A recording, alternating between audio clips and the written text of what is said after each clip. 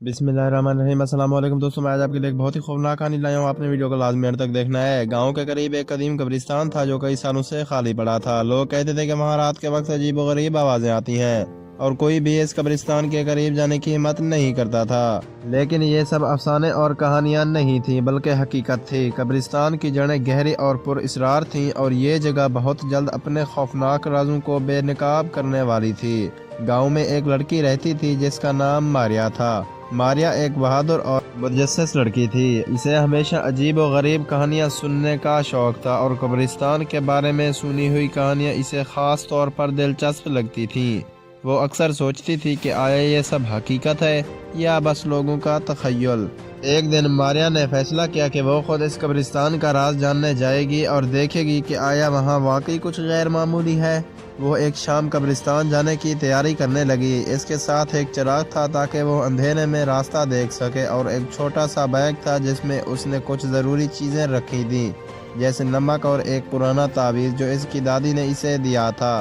दादी ने हमेशा कहा था कि अगर कभी तुम्हें किसी बदरूह का सामना हो तो नमक और तावीज़ तुम्हें बचा सकते हैं। रात का वक्त था जब मारिया कब्रिस्तान के करीब पहुंची। गांव की गलियों में सन्नाटा छाया हुआ था और चांद की हल्की सी रोशनी जमीन पर पड़ रही थी। कब्रिस्तान का दरवाज़ा खुला था और इसके अंदर स्याह अंधेरा छाया हुआ था। मारिया ने अपने चिराग की रोशनी में कब्रिस्तान के अंदर कदम रखा और इसके दिल की धड़कन तेज हो गई। इसके कदम जैसे ही कब्रिस्तान की ज़मीन पर पड़े, इसे एक अजीब सा एहसास हुआ जैसे कोई इसके पीछे आ रहा हो। वो आगे बढ़ती गई और अचानक एक हंसी की आवाज़ आई। वो आवाज़ इतनी करीब से आई कि मारिया ने जल्दी से पलट कर देखा, मगर वहाँ कोई नहीं था। इसके जिस्म में खौफ की लहर दौड़ गई, मगर इसने अपने खौफ को काबू किया और आगे बढ़ती गई। कब्रिस्तान के वस्त में पहुंचकर इसने देखा कि एक कब्र के करीब एक अजीब सी रोशनी चमक रही थी। वो चमक ना किसी चिराग से थी ना किसी और चीज़ से, बल्कि एक ऐसी रोशनी थी जो खुद ब खुद फैल रही थी। मारिया ने धीरे धीरे इस रोशनी के करीब जाना शुरू किया।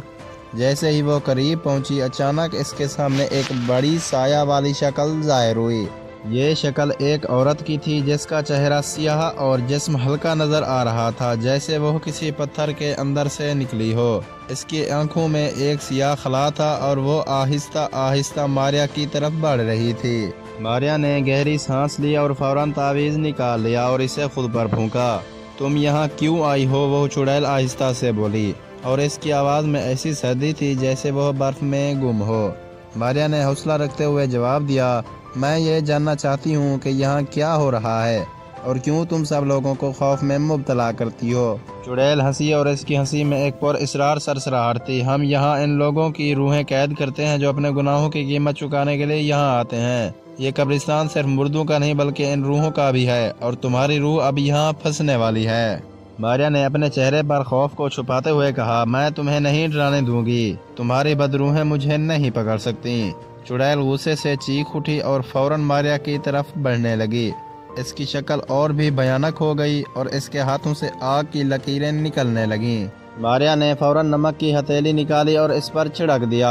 नमक फौरन चमकने लगा और एक दरवाजे की मानद इसके सामने एक सफ़ेद रोशनी की दीवार बन गई। चुड़ैल इस दीवार से टकरा कर पीछे हट गई। मारिया को लगा जैसे कोई ताकत इससे लड़ रही हो, लेकिन इसने हिम्मत नहीं हारी।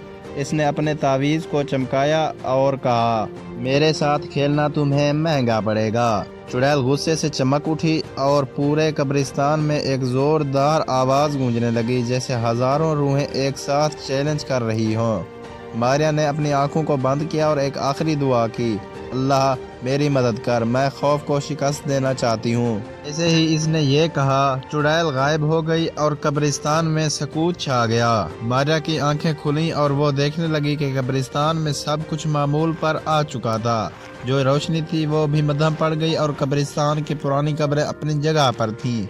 मारिया ने गहरी सांस ली और कब्रिस्तान से बाहर निकाला। इसके जिस्म में खौफ का एक शदीद एहसास था, मगर वो जानती थी कि इसने अपनी हिम्मत से कब्रिस्तान की चुड़ैलों को शिकस्त दी है।